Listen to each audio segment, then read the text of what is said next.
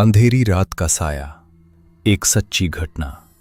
ये बात करीब 10 साल पुरानी है। मेरा एक दोस्त है समीर, जो आर्किटेक्चर की पढ़ाई कर रहा था।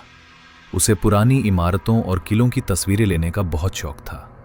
एक बार वो राजस्थान के एक ऐसे गांव में गया जिसके बारे में कहा जाता था कि सूरज ढलने के बाद वहां की गलियों में कोई नहीं निकलता। अजीब सी चुप्पी। समीर शाम के करीब 6 बजे गांव की एक पुरानी हवेली के पास पहुंचा। उसे लगा कि वो जल्दी से कुछ फोटो लेकर वापस मुख्य सड़क पर आ जाएगा। जैसे ही उसने कैमरा निकाला, उसे महसूस हुआ कि हवा अचानक ठंडी हो गई है।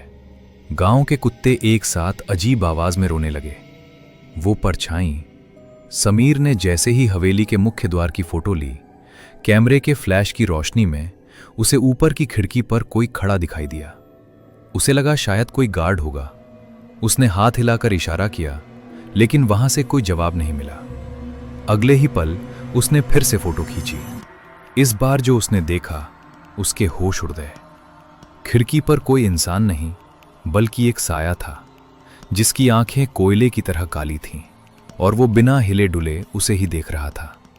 पीछा करता हुआ डर समीर घबराकर अपनी बाइक की तरफ भागा।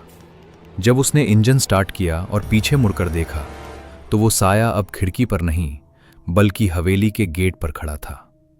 सबसे डरावनी बात यह थी कि वो साया जमीन से थोड़ा ऊपर हवा में तैर रहा था।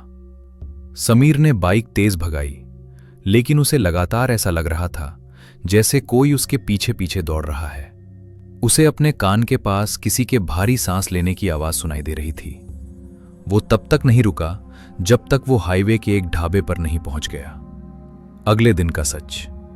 अगली सुबह जब उसने अपने कैमरे की फोटो देखी, तो वो सन्न रह गया। हवेली वाली सभी फोटो एकदम काली आई थीं, सिवाय एक के। उस एक फोटो में हवेली की खिड़की पर एक धुंधली सी आकृति थी, और कैमरे के लेंस पर किसी के हाथ का निशान बना हुआ था, जैसे किसी ने अंदर से उसे छूने की कोशिश की हो। गांव वालों से बाद में पता चला कि वो हवेली सालों से बंद है, और जो भी वहां शाम के बाद रुकने की हिम्मत करता है, वो कभी सामान्य नहीं रह पाता।